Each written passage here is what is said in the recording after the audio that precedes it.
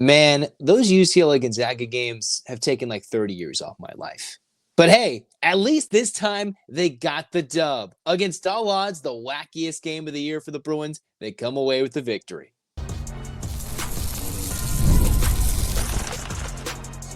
You are Locked On UCLA, your daily podcast on the UCLA Bruins. Part of the Locked On Podcast Network, your team every day.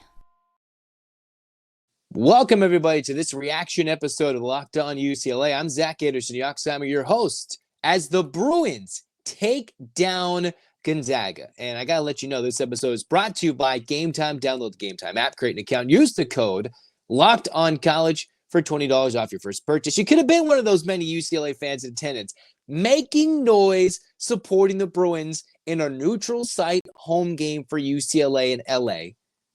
And man, they made their presence known. It felt like, man, they're excited. And these Big Ten games coming up in the new year should be extremely packed, extremely exciting.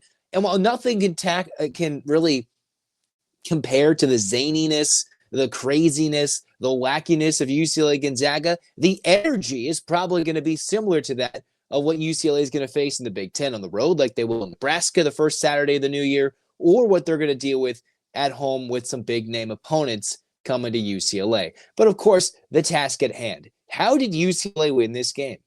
I quite frankly don't know. How did they lose this game? I would have been the same thing. How'd they win it? They won 65-62. Let's go back over some of the things I mentioned with this game as key points. All right, I thought UCLA might lose this game. Gonzaga was favored by 4.5 points in a road neutral site environment. But what went to UCLA's favor? One, the Bruins held the Zags to under 71 points. The first time all season that Mark Few's squad scored less than 70. Well, what happened? Well, one of their players got ejected. Caleb Battle is a significant part of their offense. He's a big transfer, one of the recent transfers the Zags have gotten in recent years. And Battle throwing the UCLA Bruin down, right? There's two flagrant fouls in this game and nearly a third at the end of the game with Matt going to the free throw line. UCLA survived the physicality, made less field goals, shot much worse from the field, almost turned it over as many times against the Zags, and yet here UCLA is walking away with the win. So they played defense. They kept Gonzaga off the score sheet, despite Gonzaga outscoring the Bruins plus 26 points in the paint. So while the Zag fans could say, well, Battle was out, if they rematch, he would be in.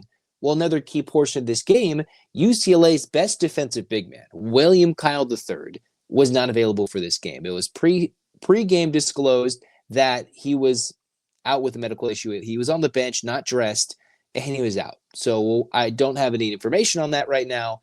But I think with how much Diamara came in this game and played, trying to look at the numbers, 8 minutes. He didn't make a single point, had 2 rebounds, but Mara being in this game had a significant impact, especially when Cronin slotted him in. UCLA started many spurts when Diamara was in this game. And I'm looking at the box score. I'm trying to look at the plus minus. I don't have that in front of me, but he did quite a bit being on the floor for UCLA, right? EK couldn't go to town.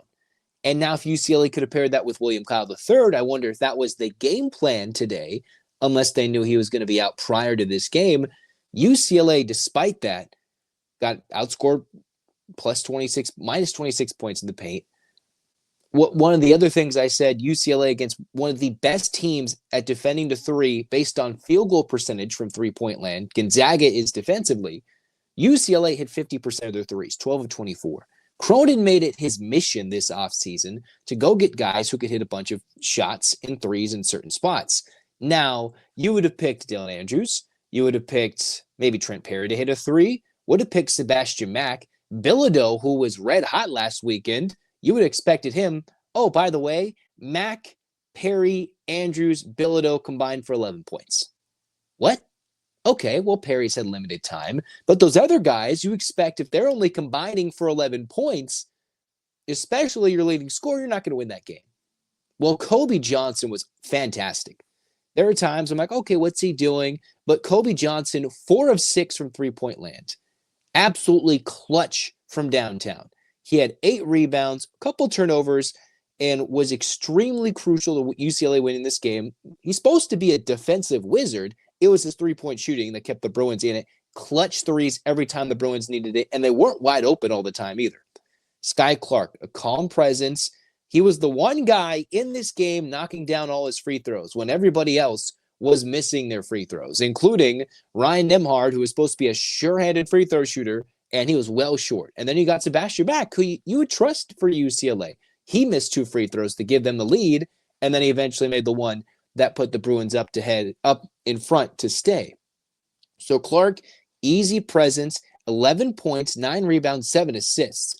So quietly, Skyy Clark is turning into that starting point guard. Now, it's kind of been clear. It looked like it'd always be Dylan Andrews, but Clark has been that sure-handed ball handler, probably transforming from the 2 more into the 1. Cronin would probably say that's the case already. Played 35 minutes, and maybe has taken over the role that UCLA would have liked to see Dylan Andrews have. Clark was almost on triple-double watch in this game, and I was like, wait a minute. He's got 7 assists, got a lot of boards, including the key one late after they missed a couple of shots, Gonzaga did, and then it had 11 points on 5 shots. That's everything you want from a point guard. And then another thing, I wanted to compare EK to Dailey Jr. Now, I think EK was always going to feast a little bit more than Dailey Jr., and they're never going to go necessarily one-on-one, but if Dailey Jr., who remember only played 10 minutes, was a non-factor in the North Carolina game, Cronin said he took a shot to the face, and then in this game, he was wearing a mask. And if you didn't watch it, Eric Dailey Jr. was wearing a mask, came in and hit 4 or 5 threes, scored 18 points, 6 rebounds, 2 assists, and added that extra oomph I think UCLA would have loved to have against North Carolina, even though they were up 16 last week against the Tar Heels. Could have provided some different type of thunder down low, out in the three-point line when North Carolina was making that run. Today, he was clutch, got a little brouhaha because there was double technicals, there was 2 flagrant fouls, everything you want from a super battle and a budding rivalry if there wasn't one already with how these games have finished under Mick Cronin versus Mark Few, dating back to the 06 era when the Bruins broke Gonzaga hearts. UCLA had lost 4 straight games to this same Zags team, and then since 2020, they finally knocked them off.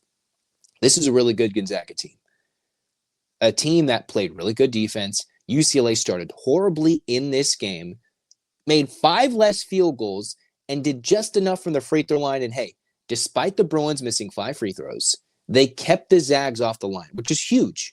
When they keep the opposition off the line and they play their physical defense and are allowed to play physical defense, and they can make you pay, UCLA 15 forced turnovers to 18 points off turnovers. Huge. UCLA had 14 turnovers, equally some of them just as dumb or whatever they might be, some dumb turnovers. I think they got a rebound or they had a steal, and right before the end of the first half, they threw it away. Cronin was going to lose his mind. I forget what moment of the game that was, but he threw it away and he pulled either Bilodeau or he pulled someone out. So they make just as dumb turnovers, but the Bruins this year are much better at capitalizing. They have better shooters or different guys who they can go to, so the depth was on display. You'll look at Gonzaga, and yes, when Battle comes out, they have Innocenti coming in, who's played, 54 minutes, as the broadcast said. Jason Benetti, yeah, this guy's played 54 minutes. Well, UCLA can come in, and their true freshman's going to make 1 bucket in 5 minutes and get an and 1 opportunity out of that. Clutch. Daimara didn't make a bucket, was, I think, a pretty standout 8 minutes. He was impactful defensively, might not show it statistically, and a key kick out for a 3 UCLA made. Spectacular. Oh, Stefanovic, by the way, 10 points off the bench. Huge. The depth was on display for UCLA in this game. Without one of their best interior defenders available in this game, not that he would have played 10 minutes, but as much as Mara made a difference in 8, I think Kyle could have done something similarly defensively and maybe taken EK out of the game, being more athletic than any other UCLA defender out there in this game. Because Graham Ike, the former Wyoming Cowboy, feasted 24 points, 8 boards on 16 shots. He was really, really good. Now, Nembhard he's a really good player. If UCLA had been able to get Nembhard out of the portal a couple of years ago when Tiger Campbell finished his UCLA career, man, that would have been an absolute steal. If UCLA has a Ryan Nembhard on their roster, they're going to win the national championship. With this roster, they would. But he's really good. And even the Bruins kept him quiet, a guy that played all 40 minutes, and the Bruins weathered the storm. One thing I'd like to see is UCLA get better at fast break point defense. You look at the numbers, the Bruins technically were much worse. A lot of the points Gonzaga got were racing out in transition, quick trigger threes, easy layups, racing out on the floor. When the Bruins get stagnant offensively, it hurts their defense. So maybe the worst thing the Bruins do defensively is have a terrible offense at times. And yet they won this game because they hit a bunch of threes. Something I did not expect, UCLA out-rebounding Gonzaga. +5 in that department. That's huge, the physicality. And that helps when you get a Sebastian Mack getting a couple rebounds, a Daimara getting some. Skyy Clark had 9 rebounds to lead all players. Who would have thought that Skyy Clark would lead this team in rebounds and Gonzaga on the other side? That's nuts. Absolutely nuts. In the end, it came down to UCLA shooting better from 3, which I thought was a key. Dailey Jr. was a big factor. And how did UCLA win this game? Similar to what they did to Oregon. Get up early, give it up. Battle back, win it late, hit enough threes. Dailey Jr. have a big game, and we're physical enough to weather the EK storm and then have somebody hit a clutch bucket late. This time it was Sebastian Mack, completed the three-point play. You could debate whether Innocenti was innocent. You take off the I of his name. What does it spell? Innocent. All right, but hey, UCLA last week against North Carolina, Dylan Andrews had his hand slapped, not the ball, slapped, and that led to the key turnover. So I think the Bruins were due for a break against Gonzaga. Please. You've had all the breaks in the world, Zags fans. I think UCLA deserves one in this little rivalry as of now. Huge win. It does give the Bulldogs their 4th loss. Another one where they're sitting there like, how do we lose that game? Probably the 3rd of their 4 losses. I think Gonzaga's like, we could have won that game. They could have. But for UCLA, absolutely great win. 11-2, wish they could be 12-1, and yet here they are, not lamenting what they did late, but holding on in a game that was a classic back and forth. And if they play again in March, must watch TV if both teams are at full strength. Because, man, anytime you put these two teams together, it's an absolute classic. Huge win. Both teams could have won, and the Bruins had more players, I think, play worse, although 2 of Gonzaga's starting 5 had 0 points. UCLA only had 1, which was Dylan Andrews, but still, big-time dub. Huge. Should put UCLA in the top 15 because they've already got a win over a top 10 Oregon team. They're atop the Big Ten standings. You look at the team now, they're looking great. But now Big Ten season comes. And when they're going to go to Nebraska, another day game, the 3rd or 4th straight Saturday, they're going to play a day game in the early morning. I think it'll be 11 a.m. Pacific against Nebraska. It's going to get nuts because Big Ten fans are waiting. I know Oregon's good. SC's going to bring some Washington, but with UCLA coming to town for some of these Big Ten road games, these environments are going to be bananas. And I was glad the UCLA fans showcased that in the Intuit Dome. They better bring that energy. All of us, we better bring that energy to the Pauley Pavilion because these Big Ten fans, I think Nebraska, they're going to go nuts when the Bruins come to town. All right, football, cool. But when they come to town for basketball, even if the team, whoever they're playing, is not good or has a limited chance of winning, they're going to go absolutely berserk. And we could see crazy finishes like this throughout the entirety of conference play, even if they're not the caliber of what UCLA is. It'll be fun. It'll be crazy.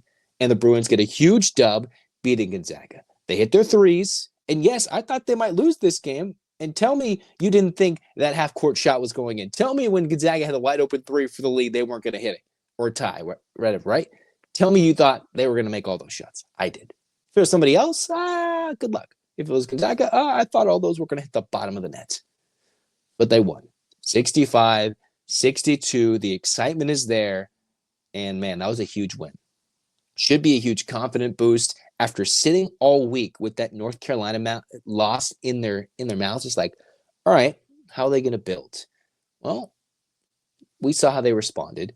It was a highly emotional, physical bloodbath. Literally it was. And I'm glad the Bruins came out. That should vault them much higher up the seed line. Could keep the Bruins on the West Coast when you look at the West Regional for the NCAA tournament seeding. And hey, now UCLA, they got a big target on their backs. as expected before the season, but those 3 games in December, they went 2-1, should have been 3-0. All of them went down to the wire. None of them true home games. And I'd like to say UCLA did a pretty good job in most of those. Not 40 minutes of basketball in all those games, but they got the job done victory-wise most cases, and have proven they can compete with just about anybody in the country, unless you got size. And the Bruins finally won a rebounding battle, which I did not think that would be the case. But glad the Bruins did so and attacked some of Gonzaga's strengths and dominated with that today.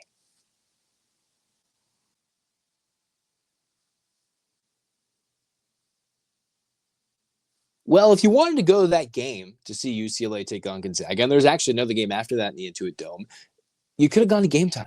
Game Time Picks helps filter out the fluff. It's helped me get zone deals on big-time games. And let me tell you, UCLA is going to have a lot of big-name opponents coming to Pauley Pavilion.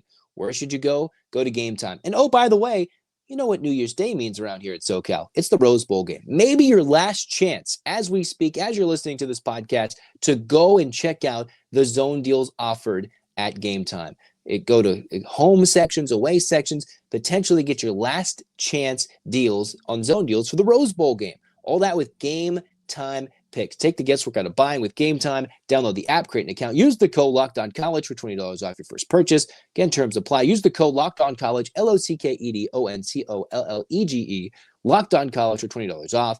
Download Game Time today. What time is it? It's game time.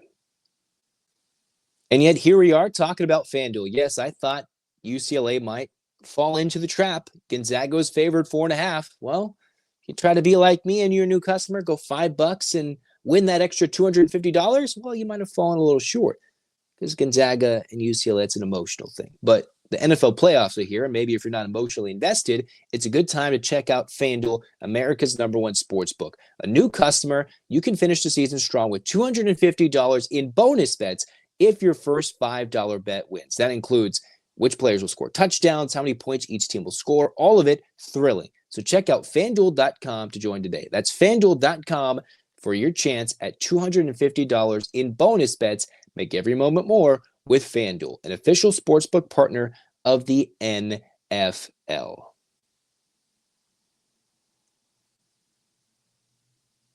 All right, that's going to do it for us here on Locked On UCLA. The Bruins beat the freaking Zags. Let's go. Let's go. Huge dub. Hopefully the energy, everything picks up. There's still some things the Bruins have to absolutely clean up before they can be considered a legitimate title contender. But what they've done makes them a legit threat in the Big Ten, the conference tournament, and eventually in the NCAA tournament. And we just can't wait. So get here on Locked On UCLA. Like, comment, subscribe, download the episodes, comment your thoughts. Go Bruins. And hey, UCLA's been crystal balled the new quarterback in the portal. Who is it? Stay tuned for future Locked On UCLA episodes. And hey, we might get a commitment soon. We've seen different sources from 24/7 Sports, Matt Zenitz or Pete Thamel on 3. Everybody has been reporting UCLA getting a new quarterback, or he's visiting, or everything has been saying UCLA is going to get somebody new. So stay locked on to this channel with Locked On UCLA. Hands up, Bruins fans. 8 clap time, baby. And 1, 2, 3, 4, 5, 6, 7, 8. UCLA. UCLA, fight, fight, fight. This has been Locked On UCLA. Zach signing off. Go Bruins.